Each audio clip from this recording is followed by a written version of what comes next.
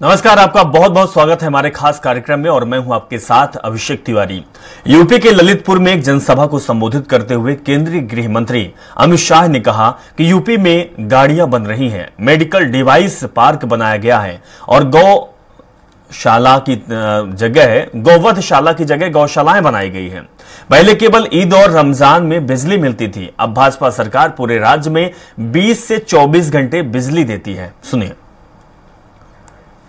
उत्तर प्रदेश के अंदर आज व्हीकल बन रहे हैं, मेडिकल डिवाइस पार्क बना है, बुचड़ खानों की जगह गौशालाएं बन रही है, हरदोई में पिस्तौल बन रही है, अमेठी में AK-47 राइफल बन रही है और लखनऊ में ब्रह्मोस मिसाइल्स बनाने का काम बड़े जोरों पर चल रहा है।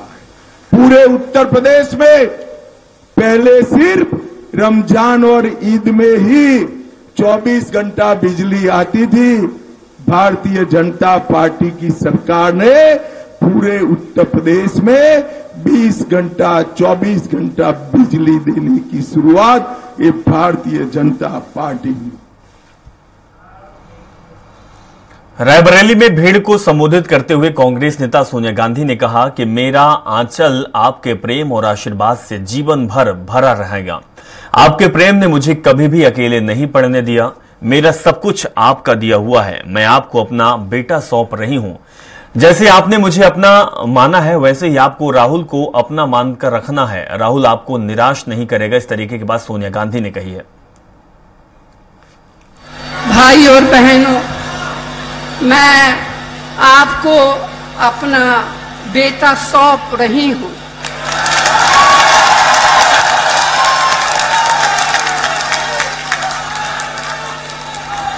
अपना बेटा सौंप रही हूं। जैसे आपने मुझे अपना माना वैसे ही राहुल को अपना मान कर रखना है। ये राहुल आपको निराश नहीं करेगा। आमतौर पर यह माना जाता है कि चुनाव जनता से जुड़े मूल मुद्दों पर लड़ा जाता है, जिसमें बिजली, पानी, सड़क, रोजगार, शिक्षा, स्वास्थ्य जैसी चीजें शामिल होती हैं। लेकिन भारतीय राजनीति में बीते कुछ चुनाव इसका अपवाद बन गए हैं। ऐसा लगता है कि मानो अब चुनाव मूल मुद्दों से हटकर प्लांटेड मुद्दों पर लड़े जा रहे हैं। यह कहना भी गलत नहीं होगा कि राजनीतिक दल अपने नफा नुकसान के हिसाब से चुनावी मुद्दे तय कर रहे हैं। आखिर मूल मुद्दों से कैसे दूर भाग रहे हैं हमारे नेता, देखिए रिपोर्ट। मध्य प्रदेश में भले ही लोकसभा चुनाव 2024 के सभी 4 चरणों की वोटिंग पूरी हो गई है, लेकिन देश में अभी 3 चरणों का चुनाव बाकी है और उनमें खास तौर से उन राज्यों की सीटें शामिल हैं जो बीजेपी का गढ़ कही जाती हैं। लेकिन चौथे चरण का चुनाव प्रचार बीते 3 चरणों के ट्रैक से जरा अलग नजर आ रहा है। अब चौथे चरण के प्रचार में एक बार फिर राम मंदिर और बुलडोजर की एंट्री हो गई है।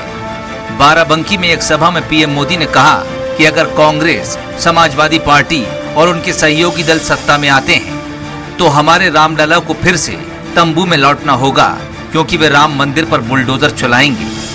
पीएम ने आगे कहा कि योगी जी से ये सीखना चाहिए कि कहां बुलडोजर चलाना है और कहां नहीं। सपा कांग्रेस वाले सरकार में आए तो रामलला को फिर से टेंट में भेजेंगे और मंदिर पर बुलडोजर चलवा देंगे। क्या योगी जी से यही सीखना है क्या? इधर कांग्रेस पीएम मोदी के हर बयान पर नजर रखी है और बयान सामने आते ही पलटवार भी देखने को मिलता है। प्रदेश कांग्रेस अध्यक्ष जीतू पटवारी का कहना है कि बीजेपी डरी हुई है, इसलिए प्रधानमंत्री अब अपने बयानों में एक बार फिर सांप्रदायिक मुद्दों को हवा दे रहे हैं। वो लगातार ऐसी बातें कर रहे हैं जिससे ध्रुवीकरण को बल मिल सके। एक इंटरव्यू में आदरणीय मोदी जी ने कहा इसी चुनाव के दौरान कि मुसलमान भाइयों को कांग्रेस पार्टी वोट बैंक नहीं समझे और उनको सोचना चाहिए कि कांग्रेस पार्टी उनको वोट बैंक समझती है। उनके लिए कुछ नहीं किया कांग्रेस ने। और दूसरी जगह भाषण में कहते हैं कि सारा बजट का पैसा उन्हीं को दिया इनने 70 साल। पूर्व मुख्यमंत्री कमलनाथ भी लगातार सोशल साइट एक्स के माध्यम से बीजेपी पर हमलावर है।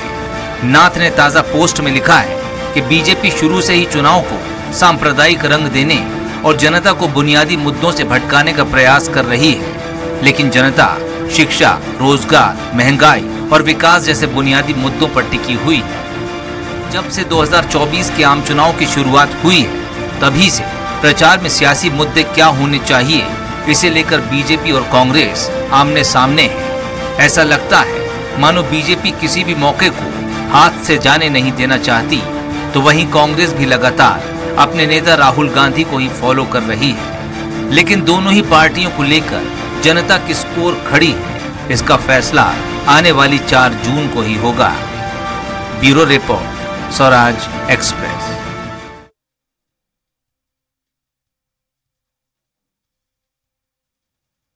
कोशिशों के बावजूद भी मध्य प्रदेश के मंत्रियों का वोटिंग परफॉर्मेंस ठीक नहीं रहा। विधानसभा चुनाव से लेकर लोकसभा चुनाव के बीच महज 5 महीने का अंतराल था और इस बीच करीब 22% का वोटिंग प्रतिशत में गिरावट आना मंत्रियों की कार्यशैली पर सवाल खड़े कर रहा है। स्वराज एक्सप्रेस की खास पेशकश में आज हम बात करेंगे कि किस मंत्री क्षेत्र में सबसे कम और कौन से मंत्री के क्षेत्र में सबसे ज्यादा वोटिंग हुई। पेश है हमारी खास रिपोर्ट। मोदी की गारंटी को आधार बनाकर लड़े गए लोकसभा चुनाव में भारतीय जनता पार्टी ने हर वो दांव आजमाने की कोशिश की, जिससे न सिर्फ भाजपा के पक्ष में माहौल बन सके, बल्कि वोटिंग प्रतिशत में भी उछाल आए। लेकिन भाजपा संगठन के उन सारे दावों पर उस वक्त पानी फिर गया जब पहले और दूसरे चरण की वोटिंग में उम्मीद से काफी कम वोटिंग फीसद दर्ज किया गया। हालांकि तीसरे और चौथे चरण में कुछ हद तक वोटिंग फीसद सुधरा, लेकिन इस बीच एक दिलचस्प पहलू ये भी है कि मोहन सरकार के मंत्रिमंडल में जो मंत्री हैं, उनके क्षेत्र में औसतन 22% वोट विधानसभा चुनाव की तुलना में कम पड़े हैं। अब आपको हम एक एक कर उन मंत्रियों के नाम गिनाते हैं और साथ ही ये भी बताते हैं कि उनके विधानसभा क्षेत्र में लोकसभा चुनाव के मुकाबले कितनी ज्यादा वोटिंग हुई थी। सबसे पहले बात मुख्यमंत्री डॉक्टर मोहन यादव के क्षेत्र उज्जैन दक्षिण की। यहाँ विधानसभा चुनाव में 70% से ज्यादा मतदान हुआ, जबकि लोकसभा चुनाव में 67.31% मतदान हुआ, यानी 3.28% की गिरावट दर्ज की गई। राजेंद्र शुक्ला के रीवा विधानसभा चुनाव में 68.28% मतदान हुआ, जबकि लोकसभा में यह आंकड़ा 58.84% रहा, यानी तकरीबन 9.44% की गिरावट दर्ज हुई। बात जगदीश देवड़ा की करें तो मल्हारगढ़ विधानसभा चुनाव में 86.33% वोट पड़े, लेकिन लोकसभा में 78.01% मतदान हुआ, यानी अंतर -8.32% का रहा। कैलाश विजयवर्गीय के इंदौर 1 विधानसभा में 72.28% वोट पड़े थे, जबकि लोकसभा में यह आंकड़ा 60 तक सिमट गया। यहाँ पर अंतर 11.35% कम रहा। प्रहलाद पटेल की नरसिंहपुर विधानसभा की बात की जाए तो यहाँ विधानसभा चुनाव में 83.11% वोट पड़े थे, जबकि लोकसभा में यह आंकड़ा घटकर 67.01% रह गया। यहाँ 16.1% वोट कम पड़े। विजय शाह के हरसूद विधानसभा की बात करें तो यहाँ विधानसभा चुनाव में 79.58% वोट पड़े थे, जबकि लोकसभा में आंकड़ा 68.13% रहा, यानी अंतर 11.45% का रहा। तुलसीराम सिलावट की सांवेर विधानसभा में 80.24% वोट पड़े थे, लेकिन लोकसभा चुनाव में यह आंकड़ा 67 के आसपास रह गया। अंतर यहां पर 13.14% माइनस में रहा। राकेश सिंह की जबलपुर पश्चिम विधानसभा में 71.63% वोटिंग हुई थी, जो लोकसभा में सिमटकर 59.20% रह गई। यहाँ पर -12.43% वोट पड़े। राव उदय प्रताप सिंह के गाडरवारा विधानसभा में 83.3% वोटिंग हुई थी, लेकिन लोकसभा में यह आंकड़ा 67.6% पर आ गया। यहाँ पर 15.7% कम मतदान हुआ। गोविंद सिंह राजपूत के सुर्खी विधानसभा में 76% से ज्यादा वोटिंग हुई थी, लेकिन लोकसभा में आंकड़ा 67.04% रहा। यहाँ अंतर माइनस में 9.01% रहा। प्रद्युमन सिंह तोमर की ग्वालियर विधानसभा में 65.29% वोट पड़े थे, जो लोकसभा में 58.74% रह गए। यहाँ पर भी अंतर 6% से ज्यादा का रहा। मंत्री विश्वास सारंग की नरेला विधानसभा में 65.48% वोट पड़े थे, जबकि लोकसभा में यह आंकड़ा 60.8% रह गया। यानी यहाँ पर अंतर 4.68% रहा। एंदल सिंह कंसाना की सुमावली विधानसभा में 72.22% वोट डले थे, लेकिन लोकसभा में यह आंकड़ा सिमटकर 54% पर रह गया। यहाँ पर अंतर 18% से ज्यादा रहा। करण सिंह वर्मा की इछावर विधानसभा में 86% से ज्यादा वोटिंग हुई थी, लेकिन लोकसभा में यह आंकड़ा 80.27% रहा। यहाँ पर अंतर 6.47% था। इंदर सिंह परमार की शुजालपुर विधानसभा में 84% से ज्यादा वोटिंग हुई थी, लेकिन लोकसभा में आंकड़ा 75 को क्रॉस कर पाया। यहाँ अंतर तकरीबन 9% का रहा। चैतन्य कुमार कश्यप की रतलाम सिटी विधानसभा में 73% से ज्यादा वोटिंग हुई थी। लोकसभा में तकरीबन उतना ही 71.34% वोटिंग हुई। अंतर महज 2% का रहा। लखन पटेल के पथरिया विधानसभा में चुनाव के समय 78% से ज्यादा वोटिंग हुई थी, लेकिन लोकसभा में यह आंकड़ा सिमटकर 57% के आसपास रह गया। यहाँ अंतर 20% से भी ज्यादा का रहा। धर्मेंद्र सिंह लोधी की जबेरा विधानसभा में 86% से ज्यादा वोटिंग दर्ज हुई थी, लेकिन लोकसभा में आंकड़ा 60% को भी क्रॉस नहीं कर सका। यहाँ अंतर तकरीबन 22% का रहा। संपतिया उइके की मंडला विधानसभा में 82% से ज्यादा वोटिंग हुई थी, लेकिन लोकसभा में आंकड़ा 73% के आसपास रहा। यहाँ तकरीबन 7.5% का फर्क रह गया।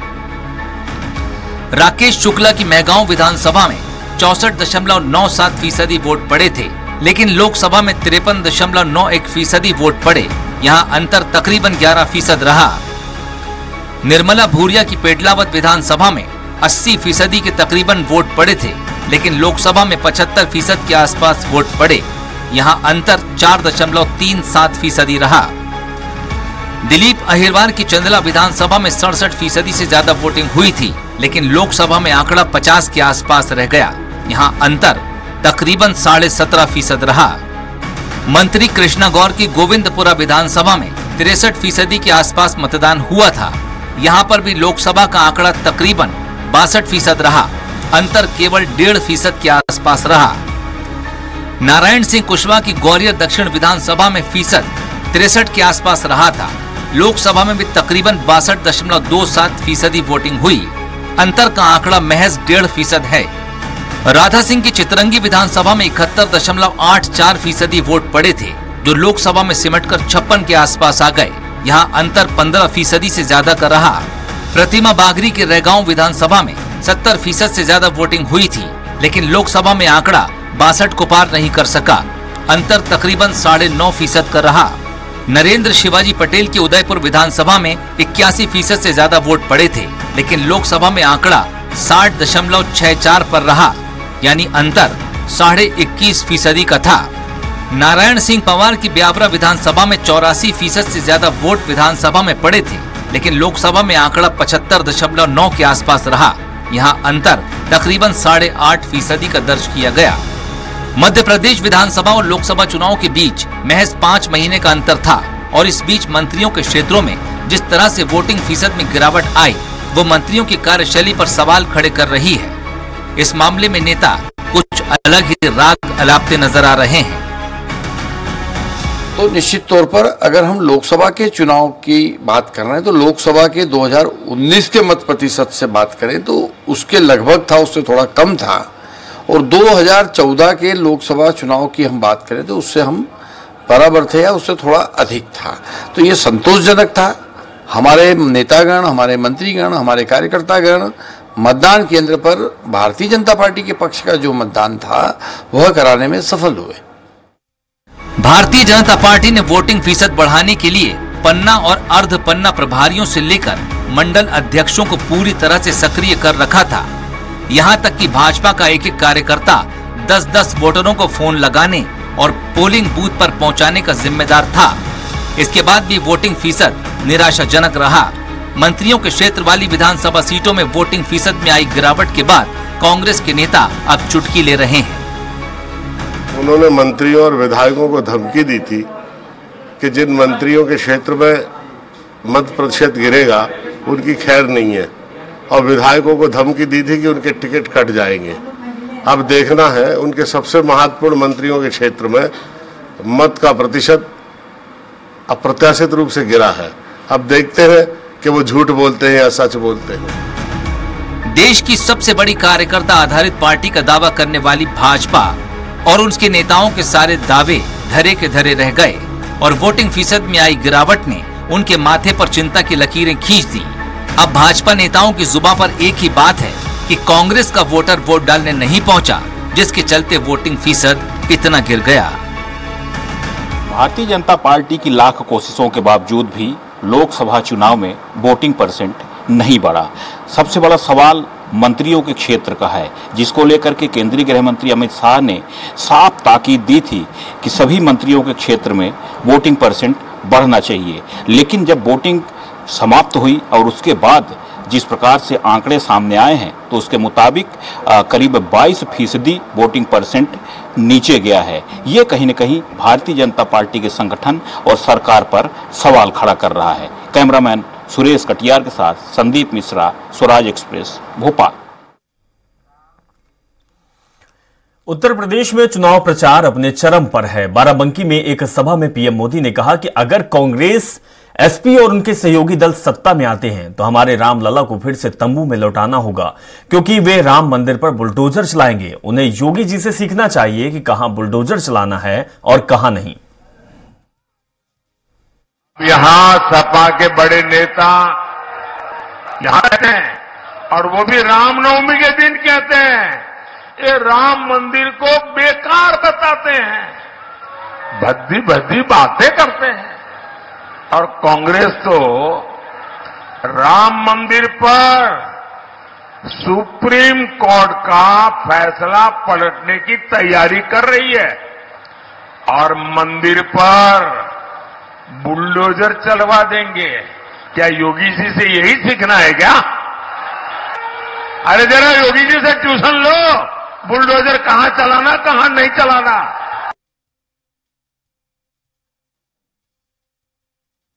पीएम मोदी ने एक बार फिर दावा किया है कि भाजपा के नेतृत्व वाला राष्ट्रीय जनतांत्रिक गठबंधन जीत की हैट्रिक दर्ज करने और केंद्र में सत्ता में वापसी करने की ओर अग्रसर है।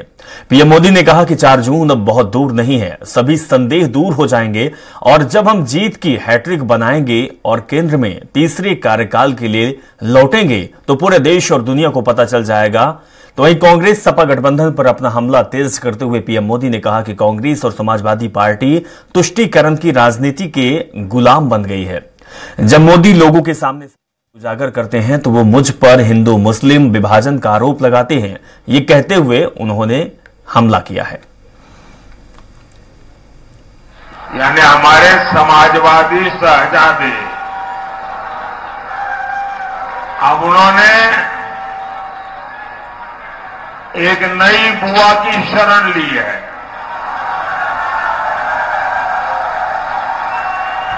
ये उनकी नई बुआ जी है बंगाल में। अरे बंगाल वाली बुआ जी ने कह दिया है, इंडी वालों को कहा है कि मैं आपको बाहर से सपोर्ट करूंगी। इंडी गठबंधन की एक और पार्टी ने दूसरी को कह दिया है, खबरदार जो हमारे खिलाफ पंजाब में बोला, पीएम पद को लेकर भी सबके सब मुंगेरी लाल को भी पीछे छोड़ रहे हैं। साथियों, 4 जून बहुत दूर नहीं है। आज पूरा देश जानता है, पूरी दुनिया जानती है कि मोदी सरकार की हैट्रिक बनने जा रही है।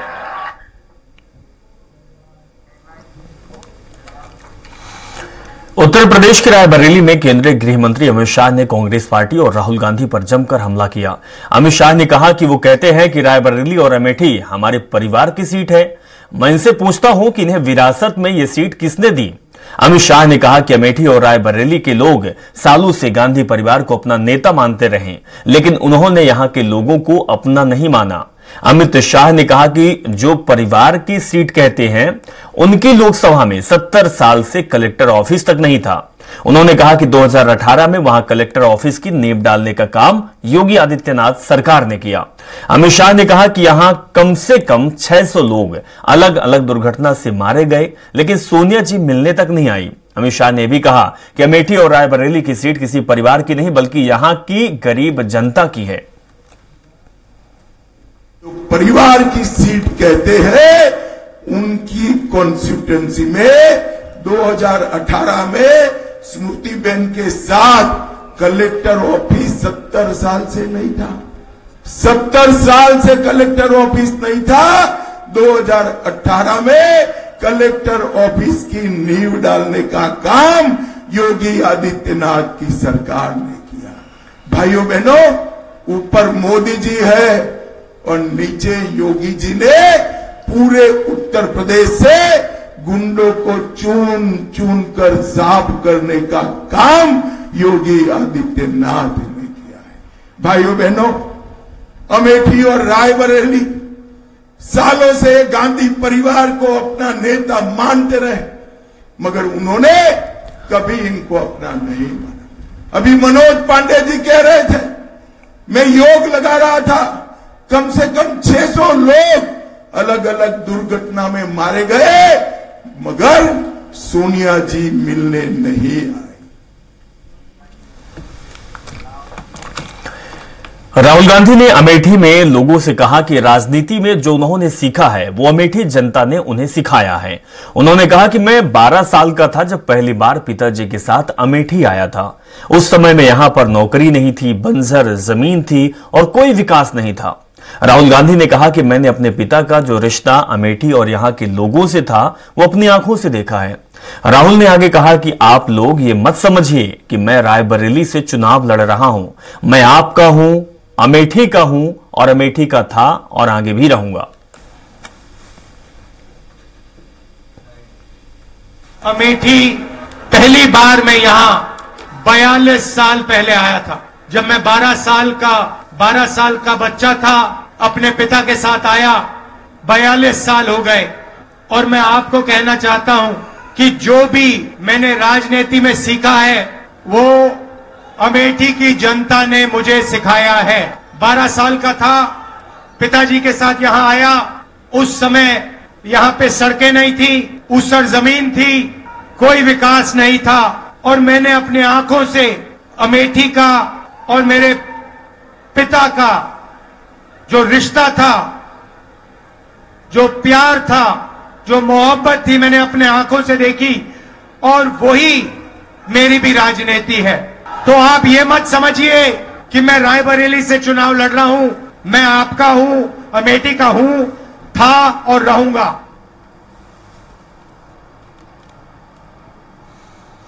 बिहार में केंद्रीय गृह मंत्री अमित शाह चुनावी प्रचार के लिए पहुंचे, जहां उन्होंने कहा कि मैं लालू यादव से सवाल पूछना चाहता हूं कि आप बिहार में 15 साल सीएम पद पर और केंद्र में 10 साल मंत्री के पद पर रहे, आपने कर्पूरी ठाकुर को कभी भारत रत्न का सम्मान नहीं दिया। पीएम मोदी कर्पूरी ठाकुर के सभी उद्देश्यों को पूरा करने के लिए आगे बढ़े। अति पिछड़ा समाज से आने वाले पीएम मोदी देश के सबसे पहले अति पिछड़ा वर्ग के प्रधानमंत्री भी बने।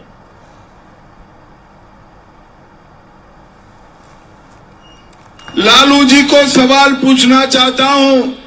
लालू जी, आप बिहार में 15 साल और केंद्र में 10 साल मुख्यमंत्री मंत्री रहे, आपने कर्पूरी ठाकुर को कभी भारत रत्न का नाम नहीं दिया। वो दिया तो हमारे नेता, अपने प्रिय प्रधानमंत्री नरेंद्र मोदी जी ने दिया। मित्रों, नरेंद्र मोदी जी कर्पूरी ठाकुर जी के जीवन के सभी उद्देश्यों को पूर्ण करने के लिए आगे बढ़े। ये अति पिछड़ा समाज से आने वाले मोदी जी देश के सबसे पहले अति पिछड़ा प्रधानमंत्री कोई बना है तो हमारे नरेंद्र मोदी बने हैं, नरेंद्र मोदी। और 50-60 के दशक में एक चर्चा चलता था कि लोहिया जी की थ्योरी देश का भला करेगी या नहीं करेगी। मैं आज लोहिया साहब को प्रणाम कर कर कहना चाहता हूं, अति पिछड़ा प्रधानमंत्री नरेंद्र मोदी ने देश को सबसे ज्यादा आगे बढ़ाने का काम नरेंद्र मोदी ने किया है। चलिए, इस खास प्रोग्राम में बस इतना ही। जुड़े रहें और देखते रहें स्वराज एक्सप्रेस। नमस्कार।